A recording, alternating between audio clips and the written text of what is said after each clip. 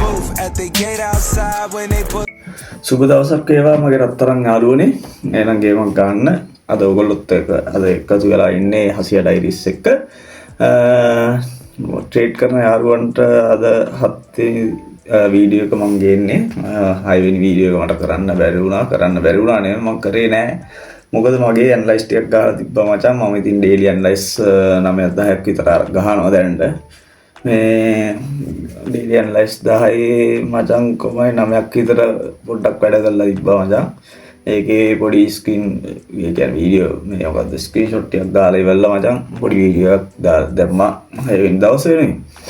අද 7 වෙනි දවසේ මචං කතා කරන්න බං. දැන් අපි හැමතිස්සෙම නිකන් බයිදාවල් ටිකක් අහලා හිටියා. අරකයි මේකයි කොහොමද කරේ අරකයි මේක අපි පන්තියේ මොනවද වැඩ උනේ ඒව ටිකක් දැන් අද මචං ඔයගොල්ලන්ට කතා කරන්න දන්න මචං දැන් මොනවද මේ ක්‍රිප්ටෝ කරන්සි කියන්නේ කියලා.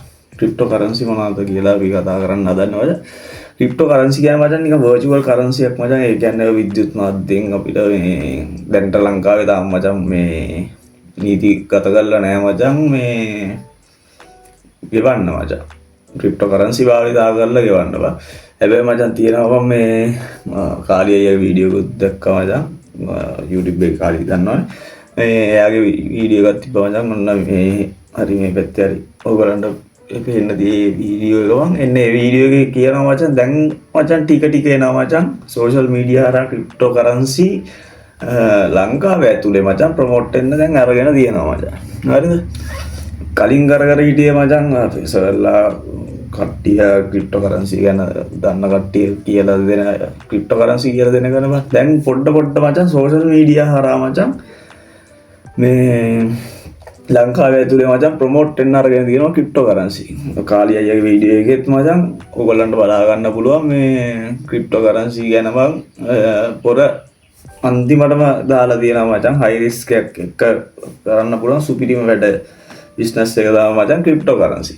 හරිද? දැන් ක්‍රිප්ටෝ කරන්සි කියන්නේ මොනවද මචං? අපි බං සල්ලි ටිකක් දානවා. ඊට පස්සේ සල්ලි ටික මචං වලට දාගෙන ඉවරලා අපි බං මේ ඒක මචං අප්පුණාන් පස්සේ මේ කියන්නේ කොයින් එකක් බයි කරලා කොයින් එකේ බං ඒක කොයින් එකේ මිල වැඩි වුණාන් පස්සේ බං අපි ඒක සෙල් කරලා ඉවරලා අපි පොඩි ප්‍රොෆිට් එකක් කරගන්න එක තමයි ඔය ඇත්තටම මචං ක්‍රිප්ටෝ කරන්සි ක්‍රිප්ටෝ ට්‍රේඩින් වල තියෙන සීන් එක මචං.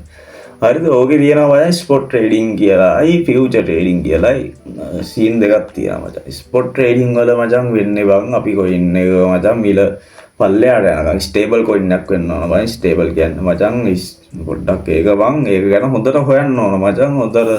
හොඳ මචං දිග අවුරුදු කාලයක් තිබිලා තියෙන්න ඕන. නැත්තම් මචං ස්පොට් ට්‍රේඩින් වල මචං බයිනෑන්ස් එකේ මචං ඩීල්ස් වෙලා යන්න පුළුවන් කොයින් එක මචං. ඕගොල්ලෝ ආයෝජනය කරලා තිබ්බොත් මචං බයි කරලා තිබ්බොත් ඒක ඩීල්ස් තුනෙන් පස්සේ මචං ඕගොල්ලෝ මේව කරපු සල්ලිත් නැති වෙනවා මචං. බයි කරන්න බයි කරපු ඒවා සල්ලි උත් නැති වෙනවා මචං. ඒකින්ද මචං හොඳට හොයලා බලලා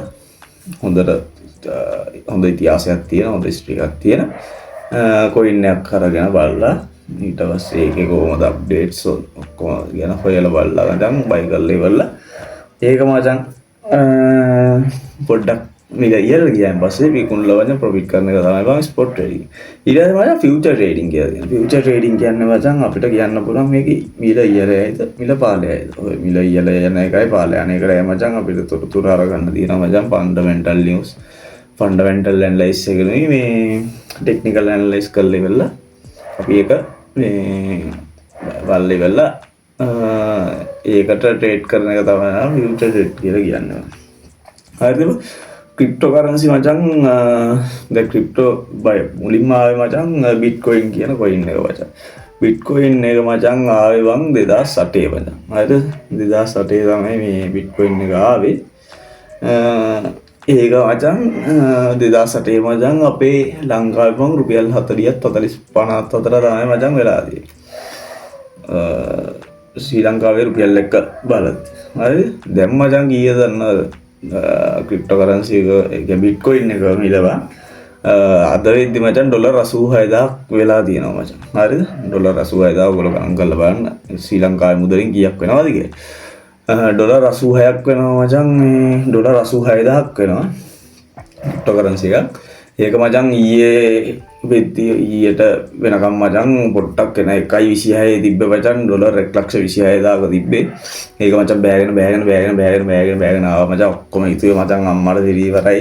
ක්‍රිප්ටෝ ට්‍රේඩින් කරපු උන් ඉවරයි. මොකද මචං බිට්කොයින් එක බෑලා ගියොත් ඒ මචං ක්‍රිප්ටෝ ට්‍රේඩින් ඉවරයි. මොකද මචං ක්‍රිප්ටෝ කිං කියන එක්කෙනානේ මචං ඔය බිට්කොයින් එක කියන්නේ.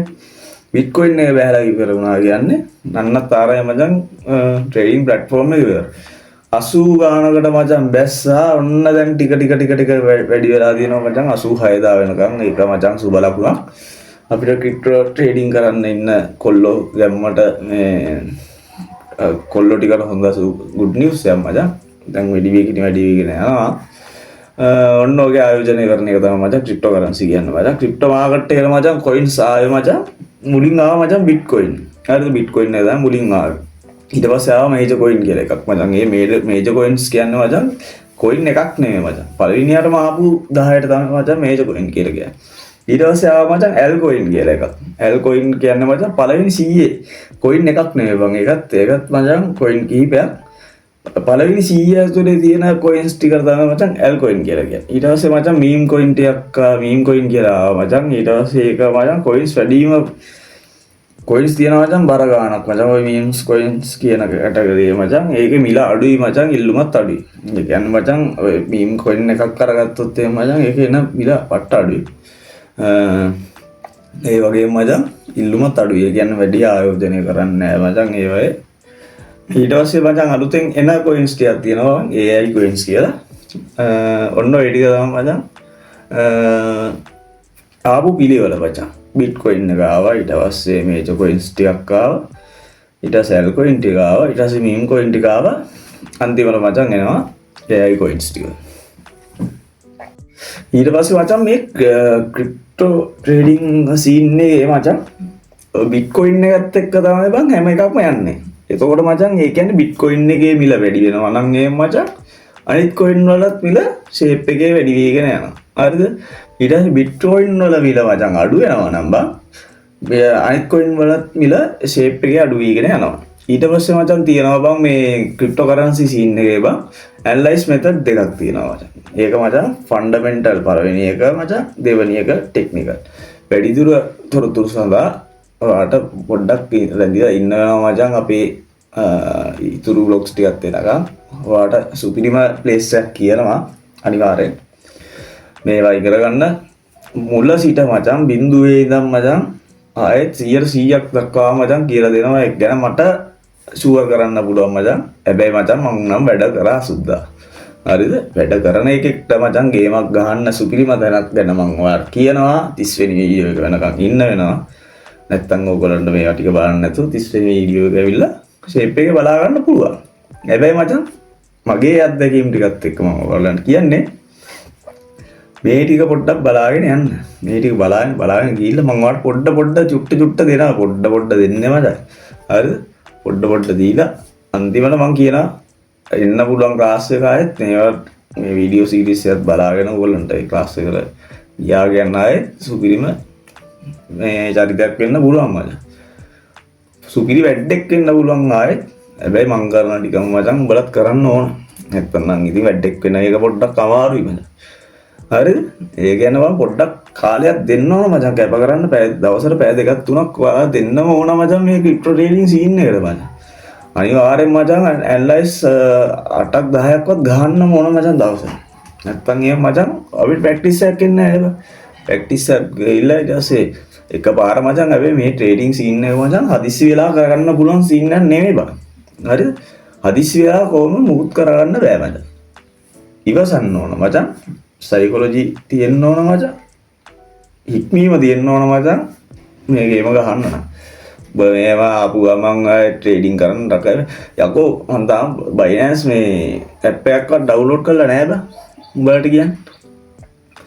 තාම අපිට එපා කියලා තියෙන්නේ. එපා කියන දෙයක් අපි කරන්නේ කරන්නෙම නැහැ. අන්න ඕකයි. කරන්න කියන දේ මචං ඒක මචං 10 ගුණයකින් 100 ගුණයකින් වැඩියෙන් තමයි මචං කරොත් කරන්නේ. හරිද? අන්න ඒකින්ද මචං දිගටම රැඳිලා ඉන්න මචං මගේ YouTube channel එකත් එක්ක. මගේ අවුලක් මොකක් හරි තියෙනවා නම් කියපන්. පාලින් කමෙන්ට් එකක් දාපන්.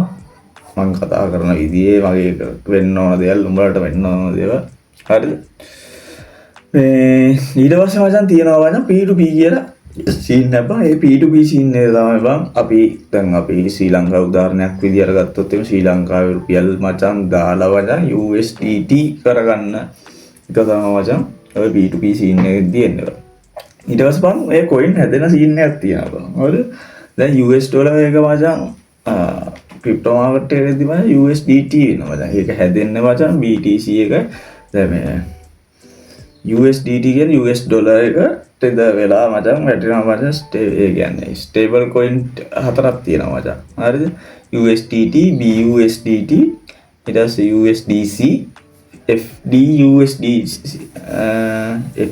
FDUSD කියලා ස්ටේබල් coins ටිකක් තියෙනවා ඊට පස්සේ coin එකක් හැදෙන්නේ මචං BTC කියන්නේ Bitcoin එක වන් USDT එකත් එක්ක එකතු වෙලා BTU BTC USDT එනවා ඊට පස්සේ මචං Ethereum එක මචං USD එකත් එක්ක එකතු වෙලා USDT එකත් එක්ක එකතු වෙලා ETH USDT වෙනවා මචං ඒ කියන්නේ Ethereum USD tether හරි US dollar tether ඊට පස්සේ ADA එක මචං USDT එකත් එක්ක එකතු වෙලා ADA USDT වෙනවා මචං හරිද ඔන්න ඔය ටික තමයි මචං අපි අද වීඩියෝ එකෙන් කතා කරේ එහෙනම් මචං දිගටම රැඳිලා ඉන්න අපේ ASIADIVs YouTube channel එකත් එක්ක දැන් මචං ආපහු සුබ ලකුණක් ඔයගලන්ට ඇවිල්ලා තියෙනවා මචං මොකද US ඩොලර් එක මොකද්ද Bitcoin එක වං ආපහු නැගගෙන යනවා ඒකින්ද මේකෙන් මචං ගේමක් ගහන්න නම් වැඩ කරන්නම් වෙනවා කම්මැලියෝ ටික නම් බැලුවේ නැතුව නැත් එකයි නැතත් එකයි